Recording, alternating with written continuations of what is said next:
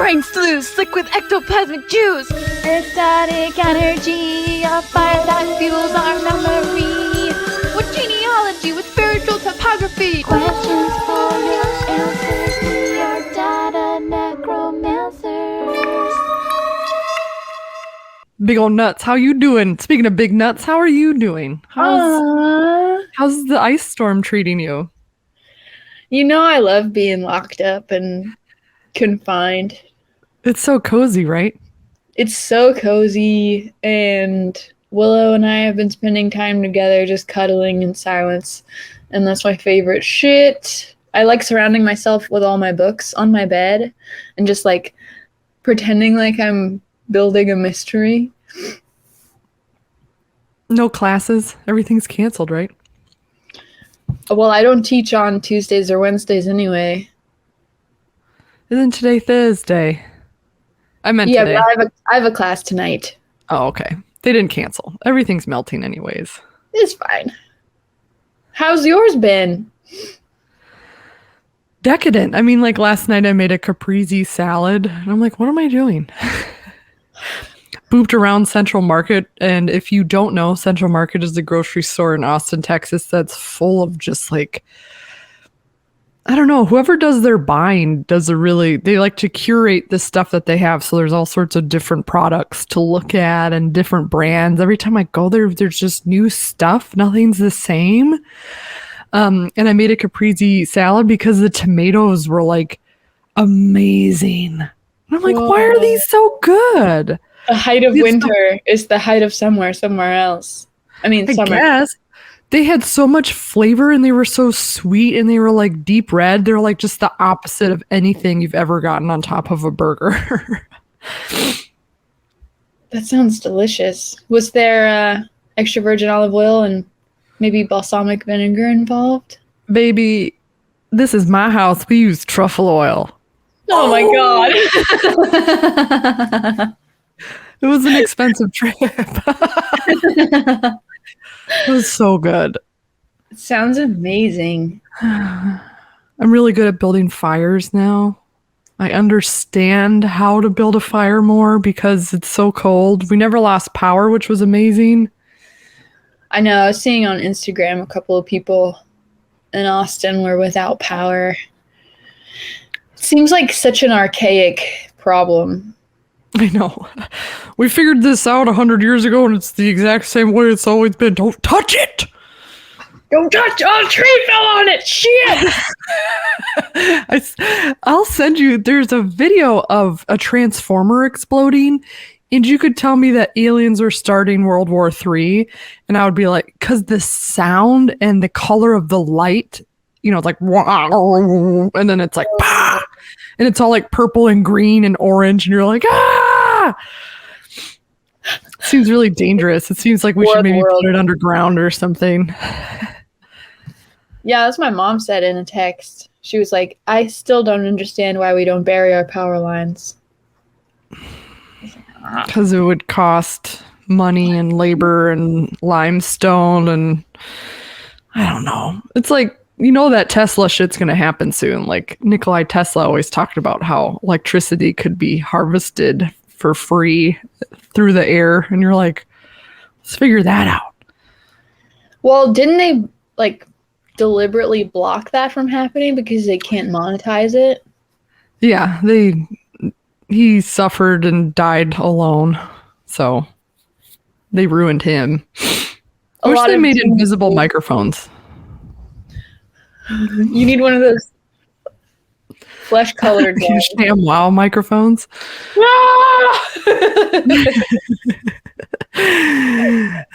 You just leave the meeting and then the rest of the pod is just me. Working in a sham wow.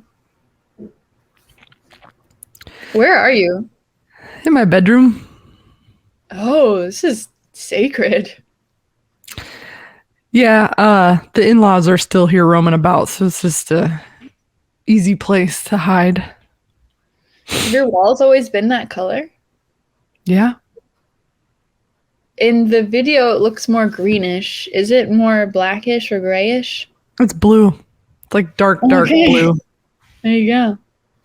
And that's Like a pink. midnight color. When did Yeah. the pink wall get there? A few months ago. You had some left over from the garage door. Not gonna lie, I've got all this really cool fucking like metaphysical antiques picked out on Etsy that I'm like waiting to blow my money load on. You know me, I hate buying anything, so I'm just like looking at it all the time. I'm like, man, I hope that antique caduceus will be there. Yeah, I was sitting in bed this morning thinking about all the things I'm really attached to. Just like listing my attachments. And there are so many. Like I never stop listing my attachments. But I also have like a list of objects that I've been coveting that I'd really like to own. But I just, for like the past few months, I've just been coveting them and like imagining them in my actual, circumference and how it will change. I don't know. They're kind of useful. Like I really want a new pair of shoes for work, but I've been coveting them because the ones that I bought didn't fit, so I sent them back. And now I'm just like, one day I'll have nice shoes that actually fit. It's almost like you like that feeling more. I know. The distance between me and the situation. It's a safe place to be. Yeah, I know who I am. I know what I want. I know that I'm not going to get it. I know it's never going to happen. That tension, It's what gets us rock hard. It keeps me rock hard. Speaking of rock hard, what would you like to talk about today? Because mine's a doozy, and I don't want it to eat up the whole time, and we might do like a special breakdown because I started reading it and I was like marking every sentence, and I was like, okay, maybe I should think of a different way to share this chapter with people. Yeah. It really got me jazzed. I was so excited. So I don't know what that is or why, but why don't we just go with that? We could go with that. I just always like hearing what's rolling around in your brain. Yeah, let's see. Specifically, I was reading that thing about the homoousios, the son of God, begotten of God, that thing you sent me. And then it had me reading more about Thomas Aquinas, who was like the most influential medieval philosopher in Europe. And he was like an Italian monk. But he like wrote a lot about faith and reason and how the light of reason is given by God, but so is the light of faith. And they're almost like the two different ways that you can come to know God. It's interesting that, in medieval times, like during the dark ages of Europe, like the Arab world was like pulsating with life and like inventions and discoveries and rediscoveries, and they like kept all of the ancient Roman and Greek stuff alive. So like when Thomas Aquinas and all of his contemporaries, like the monastic scholastic people, sort of rediscovered Aristotle and all the classical thought from like antiquity, it was like a continuation of that period, but there was like this big lump of darkness between that and that rediscovery. So I was just diving into that because I took a class at UVA called Faith and Reason, where all we did was study like medieval scholastics, and it was really interesting to like see their logical proofs for the existence of God. And I don't know, it's just another flavor of like the different ways people interpret divinity. Was it did you get to peek inside their brain stems? Like, do you have enough evidence? Is there enough scholarly articles to study that kind of give you good insight into their logic? Well, I mean, they definitely wrote a lot. And that's all that they did. That's all they did. Like monks during that time period, all they had to do was like make food for themselves, say their prayers, and there were like the matins, the vespers, the whatever. There's like 7 or 8 different prayers that Catholic monks had to say throughout the day. And all the other time they were doing like illuminated manuscripts, which is just like rewriting holy books, but like in a really beautiful way. So like, you know, the like traditional sort of like gold filigree, really elaborate medieval texts, like that's called illuminated manuscripts. And that's basically what these dudes were doing. And sisters. I imagine there were some nuns who were doing that too. But yeah, all they did was write and get the plague. And then 30% of them died. Yeah. 30% to 50%. Of the world's population? At least of the European population. That is insane. I was reading about that this morning too in my book, An Edible History of Humanity, because they talk about how like the bubonic plague spread from like Central Asia on the Silk Road and then like through the seaports in like the Mediterranean. And they like have the dates that it hit like in 1347 in Spain, in 1348 in England, in 1349 in Norway. It's insane. It's so cool. And after a while, people are writing about how they realized that, hey, we shouldn't go on that ship and get all those spices because they're going to give us the fucking pestilence. They called it the pestilence. What's the new name of our pod? The bird sleeps middle name. Yes. But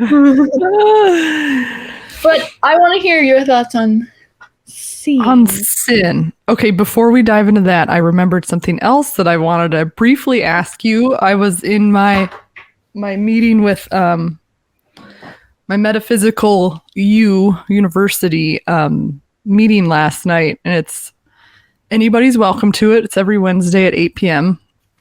And we were talking about your life's purpose. And then the big thing that I thought was interesting about bringing that up, because I'm always like, my life's purpose is to eat cheese and have diarrhea. And I don't know, like it's just like such an eye-rolly question. I'm like, yeah. But she was defining life's purpose as, what are you here to learn? It has nothing to do with action. It has everything to do with what is the constant lesson that keeps smacking you in the face over and over again. Like, what is your egoic lesson? What are you here to learn? And I thought that that was really interesting because it brings up a less eye-rolly timeline. Like, I started thinking, what am I here to learn? What lesson keeps presenting itself in different ways with different identities and different masks with different people? And it had me, I was thinking about it all morning. So I wanted to ask you what you think your life's purpose is. What are you here to learn? First thing that came to mind was learning how to say no. That's what a lot of people brought up. A lot of, it's mostly women. There's like maybe 3 guys in the group, but a lot of them were like, and that was Sarah's too. Sarah's was like learning boundaries. You know, that's the thing that her family kept presenting her over and over again, is learning to, no, I don't want that. No, I do not accept that. Yeah, learning to say no, going along with learning, realizing, and sort of exuding my own like potential and like greatness. Like, I guess just like learning to be arrogant and selfish, I guess. But not in a bad way. It's so funny that you define it that way, though. Yeah, I think of like selfish white men who have like no blockades to what they consider possible for them. But like, because of like patriarchy and like white supremacy, that's why they think that. But I want that freedom of thought and motion that comes from like a more graceful and like beautiful place. Not like, right, the welcoming of challenges, or like men have a little bit more of an innate sense of, oh, I've got this. I can do that. Yes. It's like innate. It's more than pride. It's like, I guess would be described as like hubris. Like you think that you're capable of almost anything, but it's usually to a fault. I keep thinking about this scary movie that we watched recently called Barbarian, and it like it showed like how men behave in certain situations and how women behave in certain situations, and how the woman is like, hey, this is really dangerous and I think we should leave now. But the man is like, nah, we're good. I'm going to go check it out. Fucking dies. But it's like time and time again, it's like proven like men don't listen to women, or like men think they know better than women, or things like that. But and then women go, oh, okay. Yeah, and I want to be that woman who's like, no, fuck you. You have to do this or you're going to die, and I warned you. And if you die, I'm leaving you. Like, I'm not even like, yeah, just Right. putting a woman putting herself first. Yeah, that. Mm-hmm. What about you?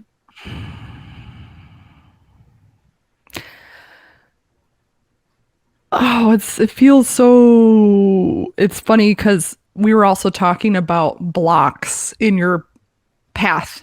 And the more connected you are in meditation and the more connected you are to nature, or the more connected you are to spirit, and the more you are tapped into whatever is your jam, the harder your blocks become, because essentially we're all everlasting gobstoppers, and every layer is something we have to wax off and clean and get rid of. And the closer you get to the center of that, the more difficult these barriers are, because I don't know, it's like the quantum physics of soul reveal, I guess, is just like sucking off that layer until you're raw and vulnerable. And Soul reveal. so I feel like that's kind of my jam right now, is the block. The block is hard to describe and it's hard to look at. And when you look at it, it's gone. And then, but it's always glaringly there. It's like a mirage. That's what my block feels like right now. And it's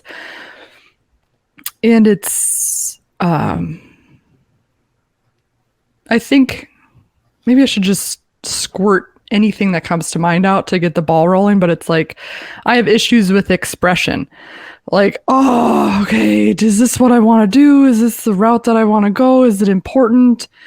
And it's like, this is my art. Okay. I have to look at it like that. And not every day a painter looks at a canvas and is like, fuck yeah. Like, it's hard. It's hard for painters, writers, musicians.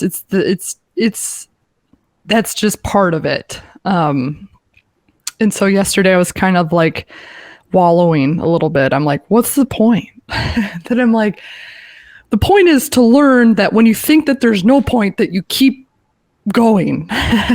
Like, that's, you know, and that's kind of like the Rubik's Cube feeling that keeps coming up for me. It's like, what matters and what doesn't matter, and why do I think about this, and why am I still at the bottom, and why am I not further? So it's always like it's funny. I immediately picture something at like a little toddler's indoor play gym where there's like flippy colors like on a wall, and you can just flip them back and forth. And I just feel like the wind is always moving through that. And I was reading about, I wrote in my notes, I checked notes from the last pod, like put a pin in sin. And that felt like the feeling, the excitement that I got. You know, that's what we're always chasing, as, you know, I'm sure you feel that way with your art and rubbish cook and stuff. There's little stuff that are like, yeah, that's, you know, versus a bunch of other stuff where you're like, okay, I'll do blah, blah, blah, blah, blah, blah. And so I found the fucking book. I went through my whole library. I found the book I was looking for about sin. And then I tapped that well, and I was like, oh, this is like a much bigger project or much bigger thing. But I didn't get caught up on it. I was just excited that I found it. And I told you it's like there's a stomach cramp in my creativity and I need to fart to let it out. And I don't have any purpose, just more that I'm excited to have a conversation with you. But it reminded me of like Jesus talks about somebody sinning over and over again, and you have to just forgive them over and over and over and over and over again. And I was fucking reminded of my mom. I'm like, man, I sit there. She does the nastiest shit, says the nastiest stuff, is slowly committing suicide. And I'm like, oh, no, it's fine. Like, I got to take breaks or whatever. But it's like, that seems to be a lesson that's always slapping me in the face. It's just like looking at the thing that I don't want to look at and going, yep, okay. It's like testing my patience a little bit. And it's funny because my mom's name is Faith and my first stepmom's name is Patience. So it's like I have to have the faith to keep going, and I have to have the patience to like keep banging my head on this really sharp concrete cinder block over and over again. And it's painful, but I take breaks and I come back, you know? Yeah. That's such a mindfuck that your people's names are Faith and Patience. Yeah, what the fuck? My dad was a freak. So I found the book. It's called The Second Coming of Christ, The Resurrection of the Christ Within You, by Yogananda. And a little background on me, because I've realized after editing so much of our podcast, I get so tripped up on just trying to say what I want, but I'm not giving people like a ton of context as to why I'm saying that. Yeah. So I'm trying to be a little bit more cohesive. I grew up going to church and I was like super agnostic. I was always like, you don't know, we don't know, you don't know. No one knows. No one knows. But I always remember being wildly enamored at existence and just looking at it all and being like, this is so weird.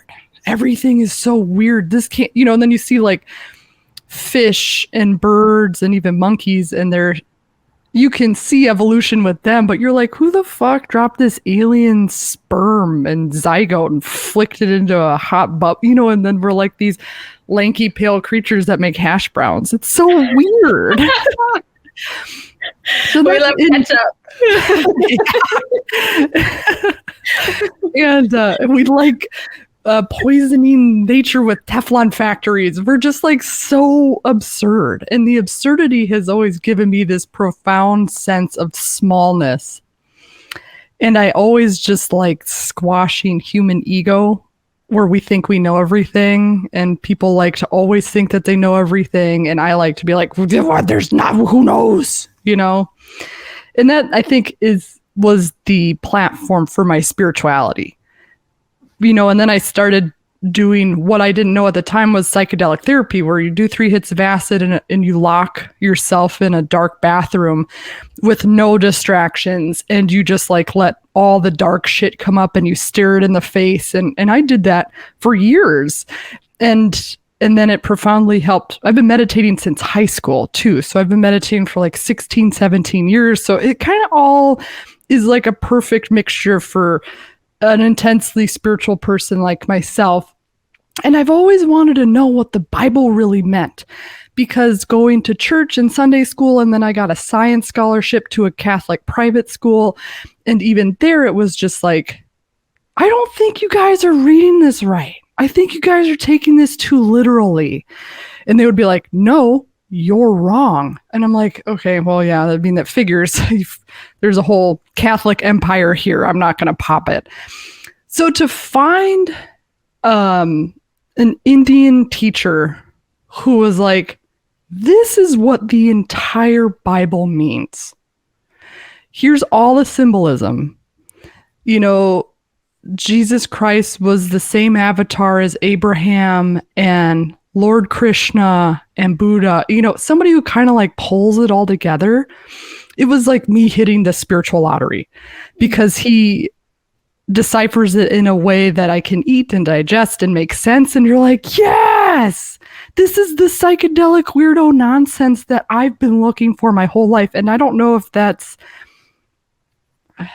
I came across this by myself. There was no my dad was atheist and my mom was Episcopalian, and so I guess it was always in the middle. You know, there was nobody ever supporting like the freaky deaky middle way path that I was on. And I just remember there was like a Netflix documentary about Yogananda, and then I found out that there was a Yogananda church in Austin, and I went there, and it was just like, you walk in and there's like a big Jesus and a big Buddha and a big Krishna and it was like everybody. And I was like, this is the place. Mm-hmm. And so to get to the point there, that's the background of me making this cohesive. I've always hated like, Jesus died for your sins. And I'm like, you don't know what that means. Well, yeah, there was a guy and he died because we're bad and now we're good. And you're like, that, are you kidding me? Like, that's what you think? In the personal people I've encountered in my life grip that. And it is the thing. And this one guy died so we could live. And I've always, it just makes me ill. I don't know why. It always has. So there's Discourse 35, page 645 of book 1, chapter, The Forgiveness of Sin. And we can just kind of jump around because there's just like I said, so much fun stuff. I think the first thing was bringing up our forgetfulness and karma, which is something you got to talk about when you're talking about sin. So, though God is the creator and the sustainer of man, he has ordained the law of cause and effect, or karma, to govern life so that man himself is the judge of his own actions. By good action, he compels the law of karma to reward him. When he chooses to act evilly, it is then, according to his own decree, an invitation to the law of karma that he creates his own suffering. When a man works evil, there is no conscious force ready to pounce upon him and destroy him. The cosmic law makes no conscious decisions regarding an individual's fortune or misfortune. This is another thing that I'm like, God has nothing to do with your life. Because if whatever fucking insane rainbow fractal of the void that exists and doesn't exist at the same time decided she decided to split and become a million different particles of foreverness and gives you free will. Free will means no one's in charge but you. You know, and that's kind of like the flippy floppy thing. There's no golden throne of a dude going like, your child has cancer now, you're welcome. You know, it's like, that's not how this works, but we think that way because we are our own limits, essentially. We can only like talk to our own feelings, and it's hard to snap out of that. The all-pervading takes no account of anyone's virtue or sin. Wisdom is eclipsed by cosmic delusion. Mankind is thereby bewildered. As man gropes his way through the bewildering offerings of delusive creation, he fashions his own reward from virtuous decisions or punishments from sinful choices, inasmuch as he acts are in consonance with or contrary to cosmic law. When a soul is identified with the body and its sense pleasures, it forgets its divine nature. This forgetfulness in the throes of indiscriminate indulgences is sinful, because the consciousness turns away from God and follows the path of ignorance. Man thereby sins by acting against the interest of his own true self. Hence, when a child of God chooses to be identified with the senses and sensory happiness, he is a sinner against his soul, a violator of his soul's divine happiness. To love sensual pleasures to the exclusion of the blissful contact of the God-knowing soul and meditation is the basic sin that begets through ignorance all other manner of sinful behavior. He who fails to seek and find the superior happiness, whatever, meditation is great. In meditation, we will forget his divine self in the material lusts of the ego, the delusive pseudo-self. If a prince squanders all his treasury on wining and dining, his wicked pleasure-mad friends, then he sins against his own interest. But I'm like, yo, I can have both.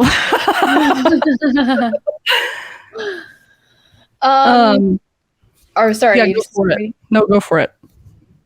So it's interesting to me that the understanding of our existence in this way, Yogananda, is like very dualistic. It's like you consider your sense pleasures and your sense organ in your body, and then those are sort of rallying against your spiritual self or your divine self. It's like there's these two irreconcilable pieces that make us who we are, and like you have to overcome your body sort of, and like your material, because your sense pleasures basically make you forget who you really are and why you're really here. So it's interesting that Jesus died for your sins pisses you off so much, because what we were talking about this morning, Jesus is God. So God taking on our material form, and like God basically descended onto earth to show us that you could still overcome the material, because he did. And he was like, look, I'm gonna fucking die, and then you guys will remember me for this, and I'll save you, and we can all be immortal together. Like, it's, I don't know, it's crazy. Like, the psychedelic weirdo babble is just another version of what Christians are saying, sort of. But there's like different interpretations of the concepts that are involved, you know? Yeah, I also like it that he doesn't call it Christianity, he calls it churchianity, because it's not Christ related. And there's a big section here about how Jesus is not God, about how Jesus, the Christ consciousness, is the embodiment of the divine energy, and Jesus was able to do that. And he was always talking about how everybody else can do that if you do these things, versus like him, there's like, oh, it's in the other book, which is in the other room, but just like how talking about all the mistakes and the dogmatic ideologies have just totally warped our sense of God. Like, oh, Jesus is God. It's like, no, it's like the same thing you see in Jesus was an avatar for Christ consciousness, and Christ consciousness has a different name in the Bhagavad Gita. Shit, I don't remember it right now. Yeah, it's almost like there are as many interpretations of the words as there are words themselves. It's like, because we cannot communicate directly, like mind meld, here's what I mean by what I'm saying, and you have all these different interpretations of what I'm saying, even though I'm like speaking clearly and using words that mean specific things to me. Like, you're gonna take it a slightly different direction. And then imagine that going through a game of like 2,000 years of telephone. No, absolutely not. Different translations. So when somebody picks up a Latin text and they want to translate it into Spanish, like they're using their own personal bias to like translate it, and then that gets perpetuated in all those books. And then priests and preachers and ministers, people who are also interpreting the word and transmitting it to their congregations, they're further interpreting all of the interpretations. So it's no wonder that we have so many different versions of the truth that I don't know, I think everyone is as valid as the others, because everybody's doing their best trying to interpret shit. That's why, I don't know, like 12 years ago when Facebook asked me what my religion was, I said cafeteria pluralism, because I can pick and choose whatever I want from every single religion. And that's the fun thing. Like, that's what I've always enjoyed too. It's like using the divining rod of your inner boner to be like, oh, I love this. I love this thing. This is the thing I'm going to scoop on my fucking belief tray. Don't sit at my table, only I can sit here. Yeah. I wonder, how do we reconcile the principles, the concepts of free will with the concept of cause and effect? Yeah, just by fucking telling people, I think it's hard for people to hear that they are the source of their own misery. I think that feels really abrasive, and I think it's not common practice. And there were some more bits in here of like, to me, kind of what I'm bringing up, and I did this an hour before the pod, so my thoughts are not even half baked. But goopy brownie batter thoughts. It's just all groupie brownie batter, but it's like I prefer the batter to the baked product. To me, it's like it's so much more complicated to forgive. What is forgiving? And what is behind the miracles of forgiveness that Jesus was performing that were so profound that people felt the need to write it down and pass it on? So let me, because I was reading this part about forgiveness and I was like, yeah, people need to try that because it's going to be real fucking hard. Well, just real quick, if I could talk about forgiveness, Please. My first impression when you mentioned that was like, if everyone is the manufacturer of their own misery, like something in our karmic history is sort of choosing all of the effects that manifest in our reality, is anyone innocent? And is innocence sort of like a prerequisite of forgiving someone? Like, can you forgive someone who ran over your dog with their car if they experienced a seizure while they were driving? Because they're technically innocent, like they didn't have any intent to like do that, but it still happened. So can you forgive them because they were innocent? Is anyone truly innocent because of the thing you said about karmic retribution or like accumulation? Yeah, innocence is like it's not something I've really thought about, because to me, forgiveness is something that it's like we're all here to sit and transmute trauma, essentially. We'll just call it trauma, whether it's hurting or being hurt or, trauma. It's like we're all here to transmute. It's like try to imagine forgiving a pedophile.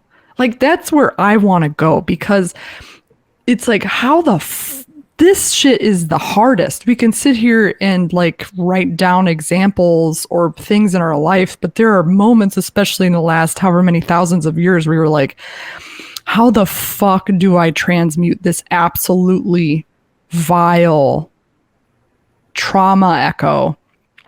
And to me, that's where the magic happens. That's why I always want to give up life and go become a quantum computer nun, because I feel like because someday we'll have tools and instruments that could help us see the quantum level of like how these could shift consciousness and proof of consciousness and like alchemy, essentially. It's like, how do you... It's like seeing a tributary from a river or like a creek. It's like you watch a thought process or like you watch an action like grow from its origins, like its quantum origins. Man, we all have to band together on a human level to turn around and stop it. Yeah, my thought was like confronting a pedophile. It's like, we know that you experienced these things in your past and the person who did this to you experienced those things in their past, but it's our responsibility to stop it. And even though we recognize that you're not entirely responsible for the action, we still have to throw you off the cliff. Yeah, we're like, foop. I do this with We're love. like, sorry that this happened to you. Like, you didn't deserve this, but this kid that it happened to most recently also didn't deserve it, so we're gonna stop it. But then you got to watch that kid grow up, man. Like, you got to make sure that that kid doesn't, because That's why we hope that therapy helps and works. And Yes. if you know what someone's struggling with, maybe you can help them deal with it before it takes them over and turns them into automated pedophiles. Funny you bring that up. I was watching this YouTube series and this, it's just like sick stuff that they bring up, and I don't know why that I watch it.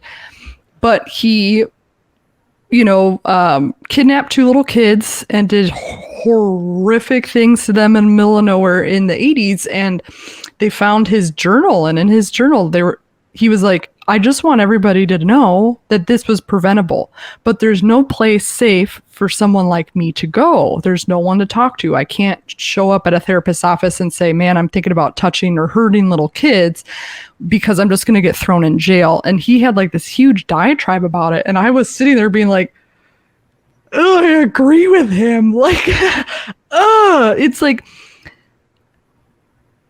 it's disgusting, but it's like the only way that you could prevent.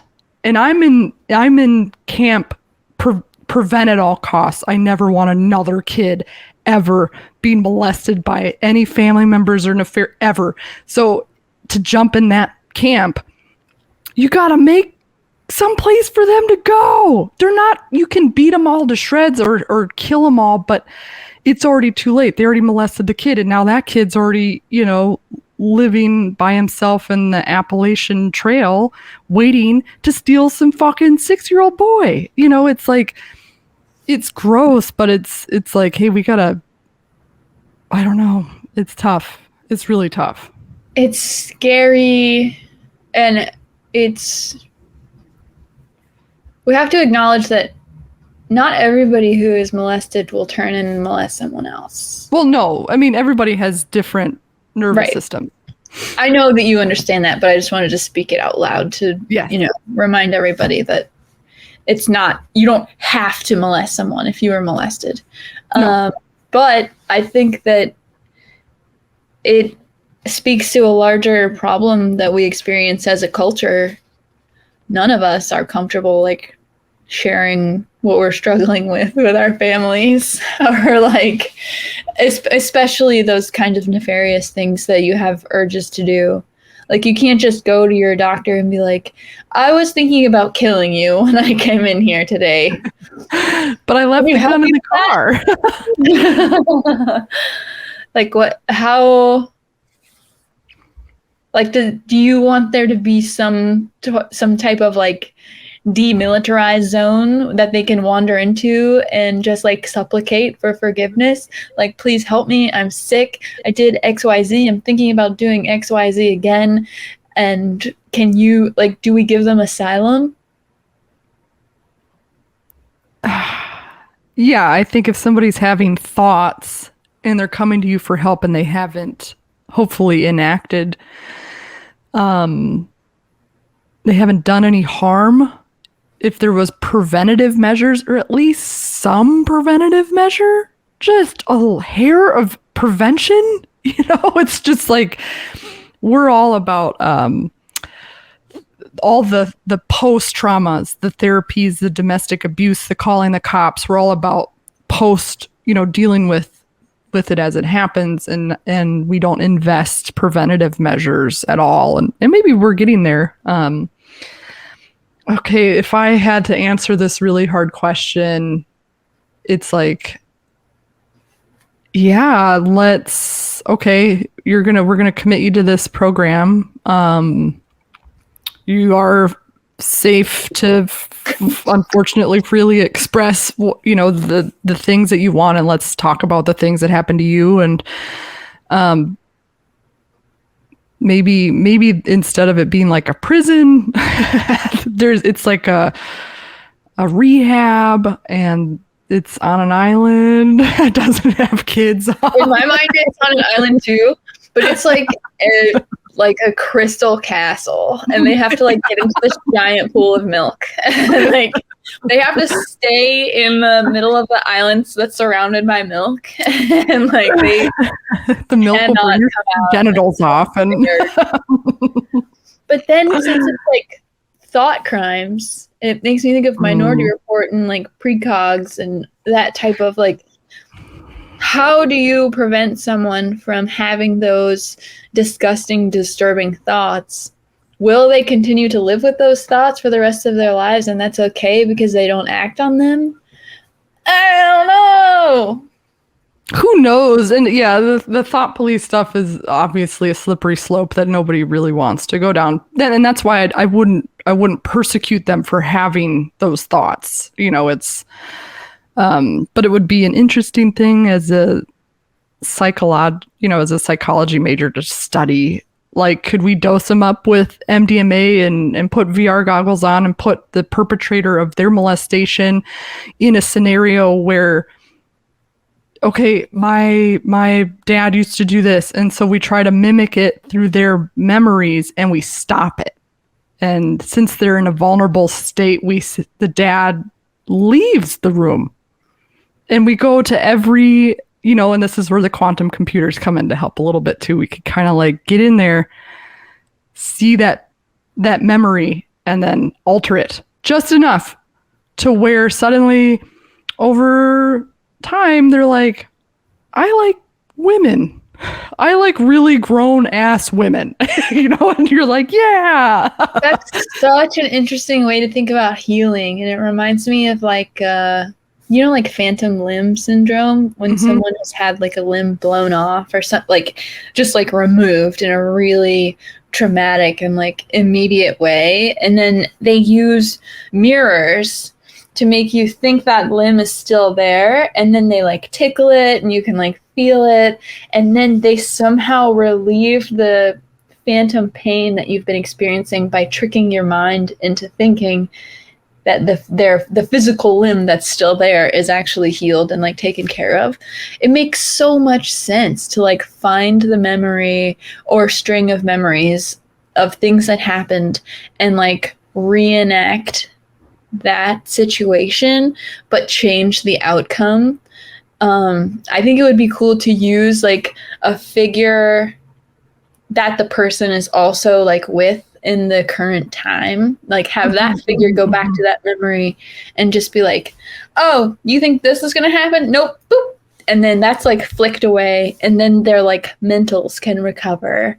But I wonder like how effective that type of therapy would really be. I think VR is like the history or like the future of education and therapy and like maybe even vacations and stuff. I wish I could give my brother an Oculus so he could do stuff while he's in prison. Like, that would be so insane. Yeah, somebody was giving me shit yesterday. They were like, you like AI art. AI art's going to kill every art. I was like, it's going to take all the jobs away from us. And I was like, I don't want anybody to have a fucking job. This is all symptomatic of the Industrial Revolution. Because it was so important and it put food on the fucking table and you didn't have to be, it was amazing. But now it's like we're at a different tier in a different spot, and someday, by the grace of fucking God's taint, we won't need jobs anymore. We'll just spend time sculpting and making ourselves better and working through therapy and learning how to build stargates and like, fuck this. I'm defined by my job. I need to make money do bam beat will pay the bill beat boop. It's like we will get there if we keep pursuing a path of like, you know what, everybody's shit's taken care of. Let's not fucking divine ourselves by credit and debt agony. I'm over it. So take my fucking job. Hugely. Like the shit, what was I gonna say? Damn it! It was sucked out of my brain. Cloaca. That's how you bring it back. Cloaca.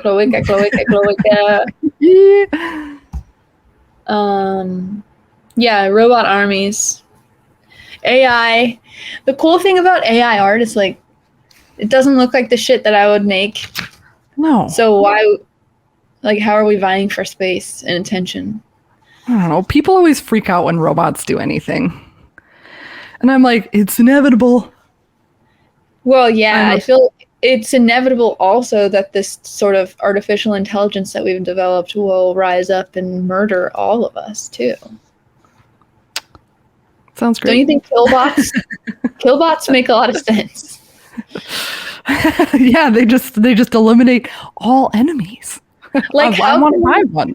How can we possibly like load everything we know into this like artificial intelligence and expect it to not like become Be like, you guys are dumb, man. You guys are evil. What checks and balances are in place? Plug meets outlet on the wall, and then that's it. You fucking pull it. But you were talking about the fucking Tesla free electricity, bro. If we if any robots can just pull it from the air. I guess if anybody can fucking figure it out, it's them. They're like, oh, it's really easy. We don't care about profit and loss. And then they just go bling, and then they can source their own energy. 0101110. Okay, one more sin bit. Yes. One more bit of sin. Give me one more bit of sin. In Jesus' pronouncement, thy sins are forgiven, he emphasized that God's energy passing through him into the woman had been the principal factor in the healing. He then said, thy faith hath saved thee, emphasizing that her receptivity, her conviction in the unlimited power of God was the second requisite. The divine power of Jesus roused the omnipresent divine will to send the healing cosmic energy to the brain cells of the sinful woman. The concomitant release. Do you know that word? C-O-N-C-O-M-I-T-A-N-T.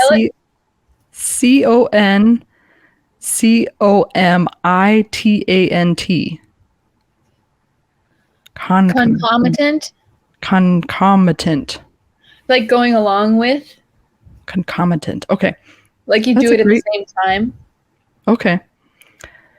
The concomitant release of the latent healing life energy in her brain cells were due to her quote-unquote faith, the revival of her sin-paralyzed will in the response to the divine will of God through Jesus.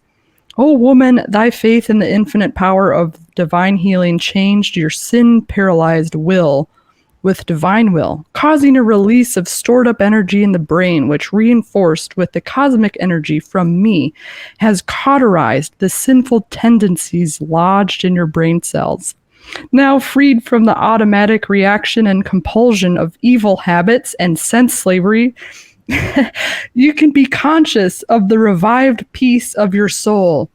Go in peace. And I was like, that sounds hard. It's like I don't know how to shoot healing electricity through the sinner's brain cells in order to release them. But what's funny is when I read that, I thought of how LSD works in your brain, how a scientist, I'll just call him a scientist, said the best way we can describe it is your thoughts are well-worn patterns in like sledding down a hill, and to the point where the sled is now like digging up grass and mud because you keep thinking the same thing over and all of your habits are super habitual, and LSD makes it snow.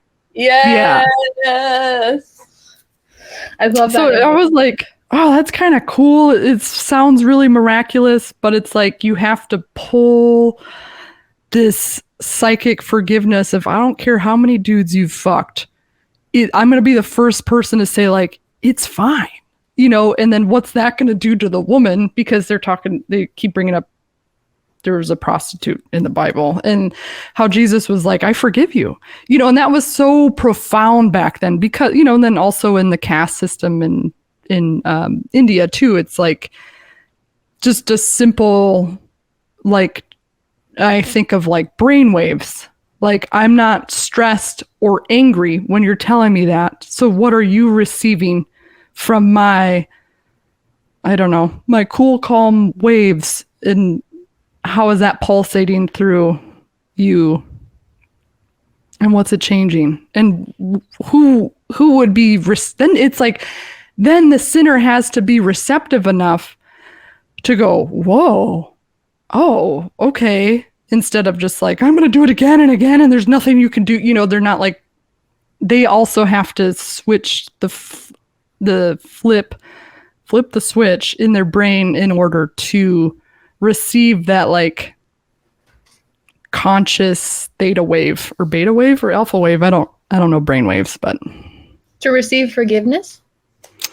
yeah, for that forgiveness to be so profound that it sparks change within the sinner to be like, I don't really feel the need to fuck anymore, or a bunch of or prostitute. Holy shit. Like, they have to be receptive in order to feel profound personal change. Essentially, I guess they're forgiving themselves is what's happening, because somebody said, yeah, I don't care that you've done that.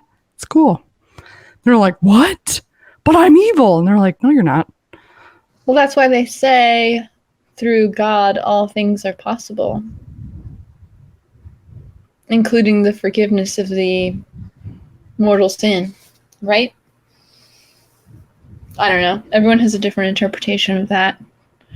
You can't forgive suicide unless you can. I don't know. Some Catholics believe in intercession, like post-death, but prior to your entry of either heaven or hell. Like, we can pray that your soul will be forgiven. I don't know. I just go back to how many different ways there are to interpret all of this information. And I also go back to, like, that 90s resurgence of the emphasis on Christ and his behaviors as, like, demonstrated in the Pauline epistles and, like, the in Sarah McLachlan's self-titled album. No, I don't know. It's like, if you have questions about sin, send us an email at cosmicturd69. I kind of want to tap the fan base again. I feel like we haven't heard from them in a minute. well, I feel like I'm just really bad at checking the email. No, I think I've been checking the email. Let me check it. That's good. No, I guess we're good. Yeah. I think we answered all of Berto's questions.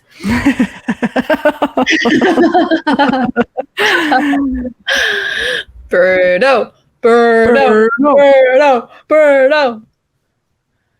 I think we should do a it doesn't have to be on Sunday, it could be on whatever day. We should dress up. We've got Pope costumes and nun costumes, and we can kind of devise a church-like service where you and I kind of think of what we would need to hear at the beginning of the week, or what we would kind of seek in order to connect and feel whole as a community. And I know it involves farts and butts and poop and good food.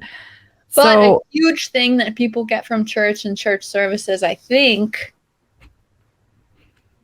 would be forgiveness or acceptance or, like, encouragement, like sort of a validation for your decisions and your actions.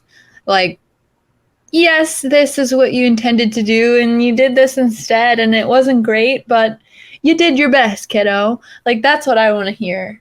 You know, Yeah. You did your best and your best is just great and we love you for it and keep it up. So what you're saying, instead of it being streaming a church service, will be your mom's for We like can be your mom. an hour. We'll say, honey, you did such a good job, man. I am so proud, I'm so proud of you. Yeah, I love doing that during my classes too. Like, oh, that's so good. How did you do that? That's so good. Oh my gosh, are you a sleeper agent? You're so good at this already. This has nothing to do with me. Do you see that? Yeah, that's how we're going to start as mothers and supporting people. I just want to let you know this has nothing to do with me, and this is all you, and you are doing such a good job. You are your own entity. You I are am amazing. I am so impressed by what you are and who you are and what you do. It's great. You and I last for like 10 minutes before we just start crying and hugging each other, and then the camera goes black. And then the next episode, we're totally bald. We lost all of our hair and we have like glowing halos. I imagine us in these like really like clean white suits, and we're like, we've like, yeah, like Mr. Burns in the woods. Mr. Burns in the woods when he was an alien will be like that. We bring you love. He's bringing us love. Break his legs. Don't let him get away. We have no hidden agenda. We don't want you to compliment us. We should come up with like a fucking contract. It's like, these are the things we promise that we will never break because we don't have any interest in ourselves. We Write just that want. up. Send over the first draft. I'll add my bits. Wait, what do they get in exchange for signing the contract? Or like signature is not required. It's just like, I mean commandments. Contract. We'll have our own commandments of motherhood in why you would want to come to our support church. Right. We need to have our own creed. So like a religion is defined by, usually there's some type of origin story or like mythology. There's like a type of creed or like lists of acceptable behaviors or beliefs that everybody has to share. Religions usually incorporate different types of rituals. So like we can delineate what our specific rituals would be. But for me, if I were to like pontificate about like a new religion, it would just be like, just like do good stuff and like don't be mean and like don't like fuck with anybody else's shit. And don't follow me anywhere. And don't say my name. Don't look at me. Never look at me. Never look at me. That's what's funny is like, how do we decipher this from religion versus a cult? Which I don't know how. I guess it's like the media always perpetrated cults as like having leaders that wanted them to follow them somewhere, and we would make people do stuff. So first commandment is don't do what we do or dress like any way. Yeah, I think a cult versus a religion is like more focused on like the individual charisma of one person, whereas like a religion is more about everyone supporting each other in their effort to like, I don't know, achieve the perfect behavior as espoused by the religion and its doctrines. But religion just sounds so like a big box. Like, do we really want to cram somebody into a new box? No. We want it to be like the way that they open their box and get out of their box. Yes. We want to help people get out of their box. And stand on their box. You know, when I was thinking about soul purpose and life purpose and stuff, I was like, what I always think of is like, we all just need to know how to express ourselves fully, completely, freely, with thoughtfulness and awareness and empathy. It's like everybody has their own truth that they want to say, and we're all trying to figure out the best way to say it. But in order to say it, we got to scrub off all the fear and the self-doubt and the lack of awareness and functioning from trying to just satisfy weird tendencies that aren't really part of who you are, which I think a lot of people really get caught up on. So that's what I always think too. How do you shine your soul pebble? The polishing of the soul pebble. Just like the Japanese art of, I forget what it's called, or maybe I never knew what it was called, but like the polishing of poop. Have you ever seen like a polished turd? The ancient Japanese art of trying to polish a turd. It's true. Flash it up on the screen. You can make poop shiny. It just takes effort. Okay, are you being for real right now? Like that's an actual thing that... Nuh-uh. For real? Hold on. Hold the line. Japanese polishing poop. The Japanese art of dorodango and polishing poop. Are you there? I'm there. Sorry, Erica's blowing my phone up. Yeah, it was on Mythbusters. Okay, so the Japanese art of what? Dorodango. Dorodango. Megan, I learned so much every time I talk to you.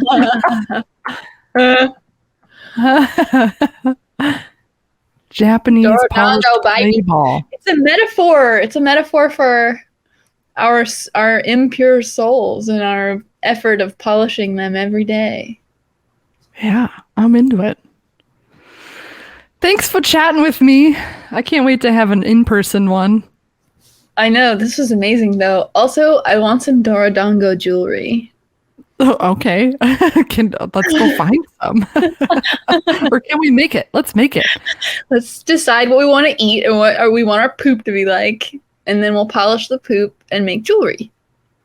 Yeah. Perfect. Yeah. And then we'll sell it. We'll put little Ma Pod charms on them. Let's fucking go. My grandma had a piece of poop in her jewelry box. She said it was dinosaur poop.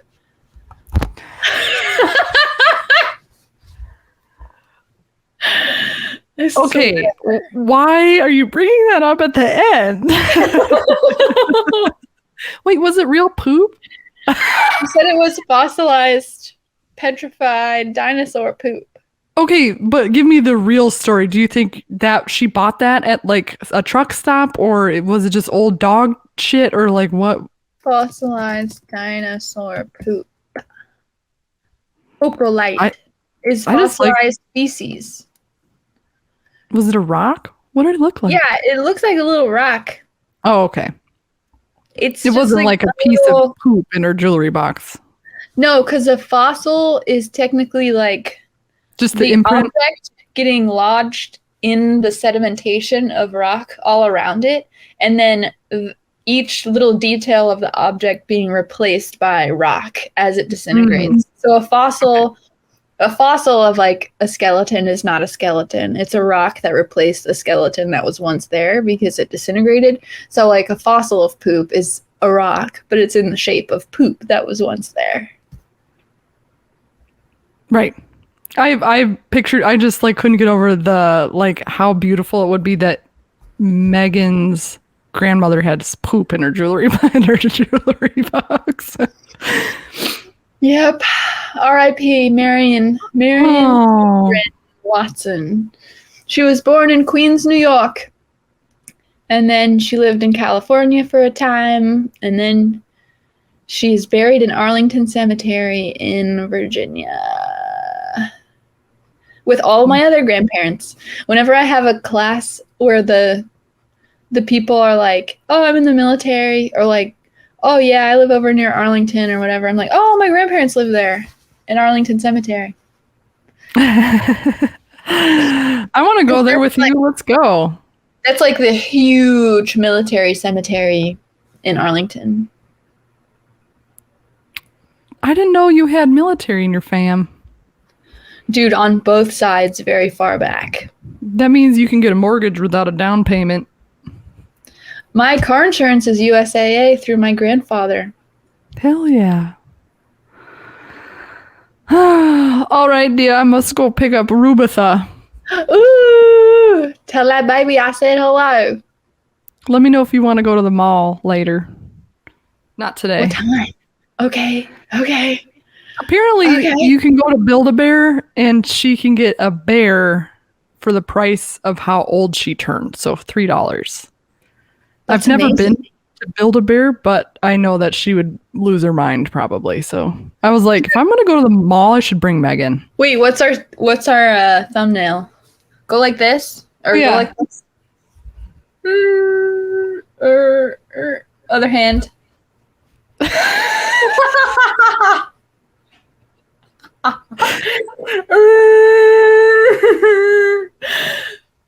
Look into my cloaca.